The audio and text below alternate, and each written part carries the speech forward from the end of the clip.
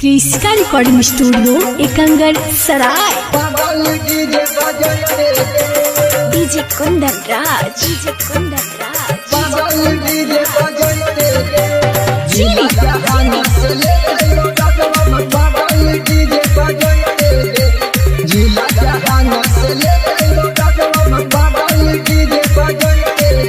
मनवा के श्रद्धा के पगड़ी मनवा के श्रद्धा के पगड़ी बुरगेलो मनवा के श्रद्धा के पगड़ी अजहनी तराई देगे जिला जहान से ले गो डगवा में पागल डीजे बजाइते गे जिला जहान से ले गो डगवा में पागल डीजे बजाइते गे अगे फतुहा से जलवा उठैबो गे पागली घोड़े बराबर पहुंचाई बाबूगे जिला जहान से ले गो डगवा में पागल डीजे बजाइते गे जिला जहान से ले गो डगवा में पागल डीजे बजाइते गे डीजे कुंदन राज, डीजे कुंदन राज।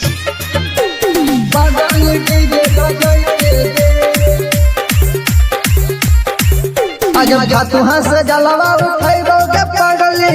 लेके आई बौजात के दूधवा के ले आई है पगली खोबा घाट के पगली खोबा घाट के आज फतुहा से जलवा उठैबो गे पगली लेके आई बौजात के दूधवा के ले आई है पगली खोबा घाट के बोलबा में बोलते जइबो गे पगली रोडवा पर हमनी तराइते गे जिला जहान से ले गो डगवा में पागल डीजे बजाइते गे जिला जहान से ले गो डगवा में पागल डीजे बजाइते गे डीजे कुंदन राज, डीजे कुंदन राज। पागल डीजे बजाइते गे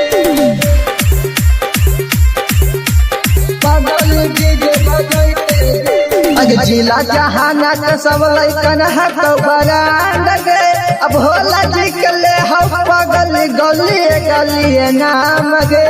होला जी के ले हौ पागल गली गली नाम गे आज मोकन बिखा के सब लइकन हाथ बरांड गे अब होला जी के ले हौ पागल गली गली नाम गे नाम गे हमारे से चंदन दीवाना के मनी है अपना गे अज हक खोवाइस पूरा दथन भोले बाबा तो हसा पाना गे जिला जहान से ले गो डगवा में पागल डीजे बजाइते गे जिला जहान से ले गो डगवा में पागल डीजे बजाइते गे क्रिस्का रिकॉर्डिंग